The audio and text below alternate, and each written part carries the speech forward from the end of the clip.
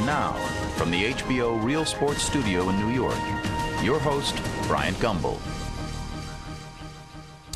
Good evening, and welcome to Real Sports, where we begin tonight with a trip to the United Arab Emirates.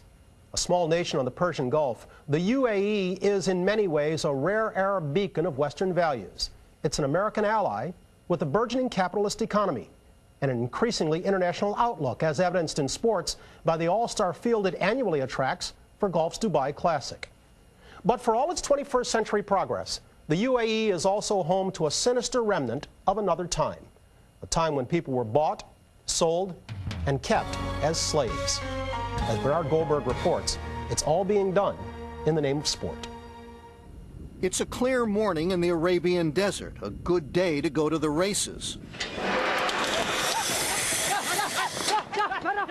Camel racing is the national sport here in the United Arab Emirates, the favorite pastime among the fabulously wealthy sultans who run this country. If horse racing is the sport of kings, this is the sport of sheikhs. You can't shoot footage like this anymore in the Emirates. These shots were taken a couple of years ago, before the sheikhs barred outside cameras from the races. And exactly what is it they don't want you to see? Well, take a look at the jockeys. They're not grown men like in American horse racing, but small boys. The smaller the boy, the faster the camel. And they're not locals either, but foreign boys, brought here by smugglers in the human cargo business. Many of these boys have been kidnapped from their homes in Pakistan and Bangladesh. Others simply bought from their desperately poor families for as little as $500, so they can race for the pleasure of the sheikhs, who bet money, cars, even gold on the races. There's a word we've heard for boys like these, a word you don't normally hear in the 21st century. Are these children slaves? Definitely. Definitely. Why not? They are getting nothing.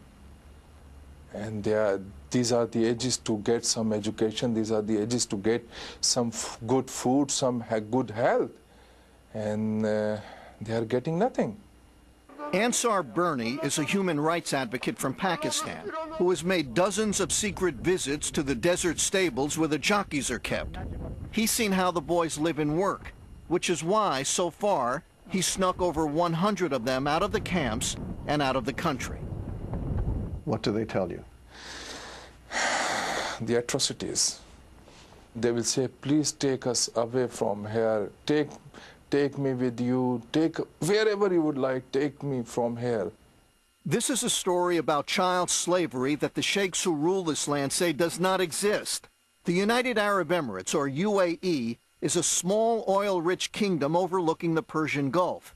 And on paper, they don't have child camel jockeys here anymore. In 1993, under pressure from the West, the sheikhs banned the use of jockeys under 15 years old and 100 pounds, a ban they reinforced in 2002. But that's only on paper. When we began investigating this story a few months after the latest ban, an early morning trip to the races revealed young boys everywhere. They were getting ready to race until the authorities spotted the camera crew. Then it became clear that the only ban the police were enforcing here was the one on cameras. Cancel. No. علي من الشرطه هنا ما قد دخلت انا من يدري خلونا على كيفه هو عيال يصور عيش حق يصورون براحتهم لا عيال ايش حق واقفين هناك يصورون الباص لا شال شريط خله مخبه شال شريط خله مخبه هذاك عنده ريال. So to find out just what was going on in the world of camel jockeys, Real Sports took a trip into the Arabian desert. We went with Ansar Burney as he visited the camel tracks and stables, plotting his next rescue. Burney and his wife Shaheen took our British cameraman David Higgs, outfitted with a hidden camera, for a 2-week trek through the UAE. The trip began at a training session at the country's main track, where there were no photography signs everywhere.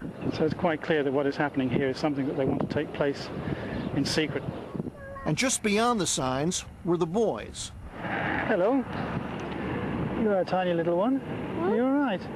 One by one, boys as young as 3 years old were strapped onto the camels to begin their practice runs. They were training in 110-degree heat, riding into the finish area, then running into trucks to go back to the starting line all over again. Every jockey we met was very young and a world away from home. Bangladesh. He's from Bangladesh. Right. Does he know how old he is? Kitne saal ke ho? He doesn't know. We asked one of the trainers how he felt about the work these boys do.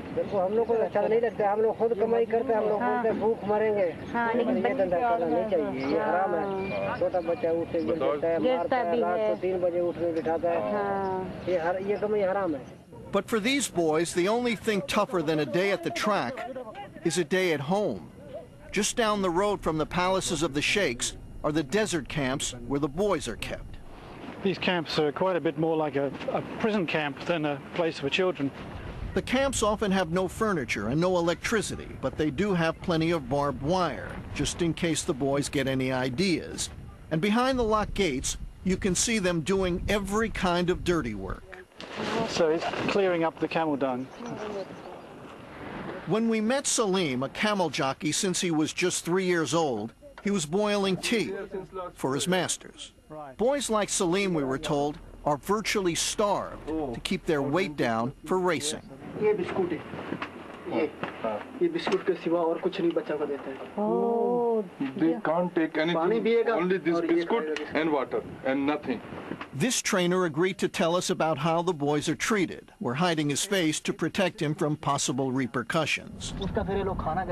If a boy grows above 50 pounds, the trainers decrease his food. And if he's already not eating, they make him work to lose weight. As for shelter, What, here, on the floor? Yeah, on the This is where he sleeps?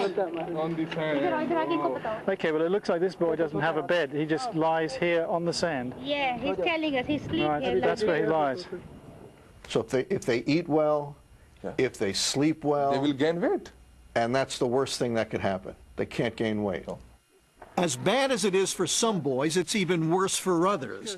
Saddam told us his father back in Bangladesh had sold him to the camel camps, not for money to feed the family, but for liquor. Now he's got new problems. Can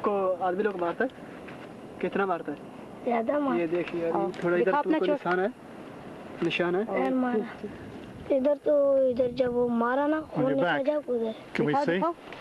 Yes, cause when they hit him and he has loads of bleeding. Oh my goodness. Yes. और ये क्या है? ये चोट कैसे? ये क्या लगा? हाँ.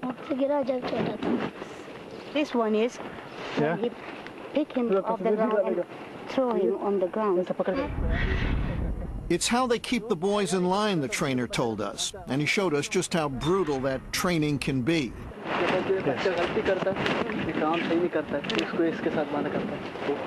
Oh my God, whenever they're not happy with the child or he makes a mistake, they would tie him with... Tie him to the chains. And after he's chained up, the boy is hit, sometimes with his own camel whip. We asked the trainers at this camp if all the boys get this treatment.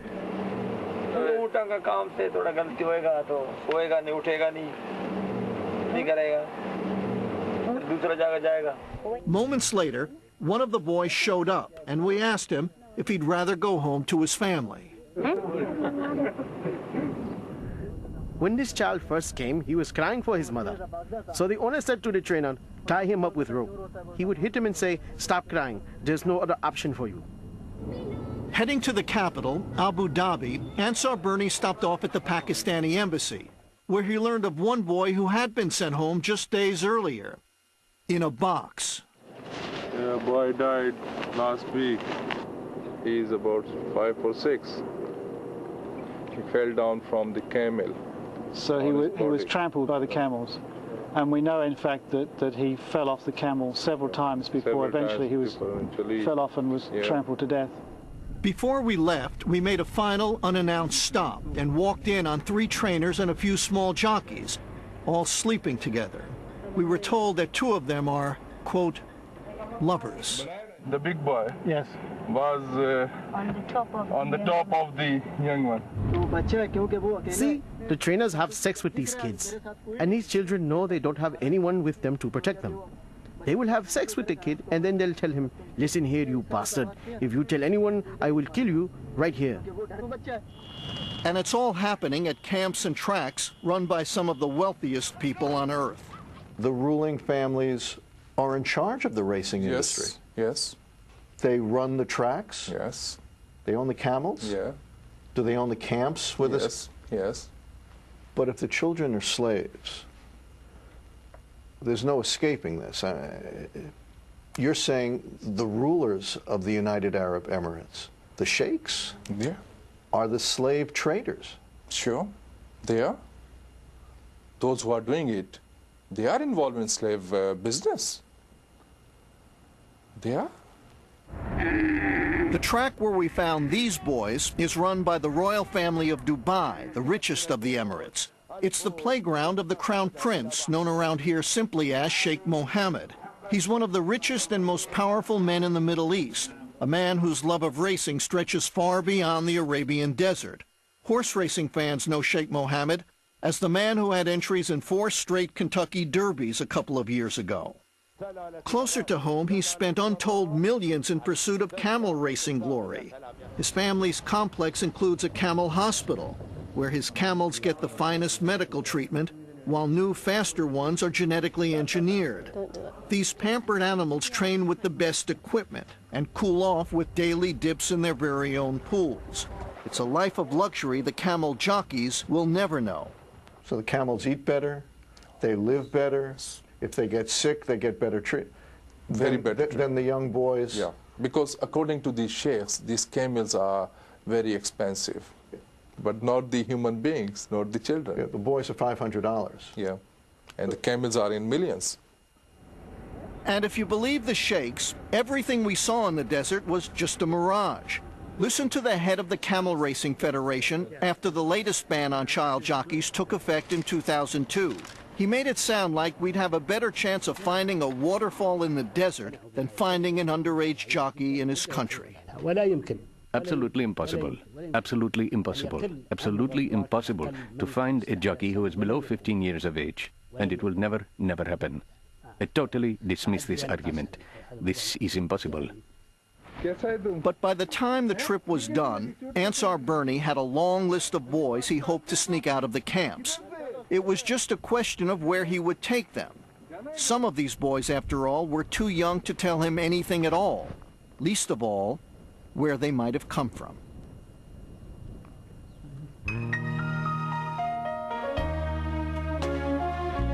Burney, UAE officials wouldn't speak with you, but I understand they sent you a letter?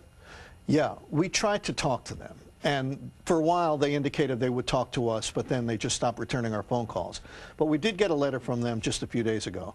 And the letter basically says, we're against this kind of thing. It's against the law in our country. And do you remember the scene in Casablanca where the policeman says, "Gambling? I'm shocked"? Well, this is basically the Casablanca defense, that they're shocked that this is happening in their country, and they are adamantly, they say, against it. That age ban of 2002, was it ever really in effect, or was it always just a guise? It was always on paper. Reinstated in 2002 from 1993. So on paper, they've done all the right things, but the paper never jibed with reality. Those who are engaged in this, are they immune to international pressure? Well, you know, the United States can put sanctions on countries that do things like this, but what kind of sanctions, in reality, are you going to impose on a nation like the United Arab Emirates, where the streets might as well be paved with gold? Yeah, it's like giving financial incentive to Bill Gates. Yeah. What are you going to tell Bill Gates, that we're going to take what away from you? Yeah. They're immune in that the sultans and sheikhs run the country.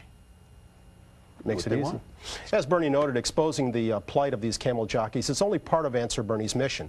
Putting an end to the practice and saving those involved are also his priorities. We focus on those ends in the second part of our story from the UAE.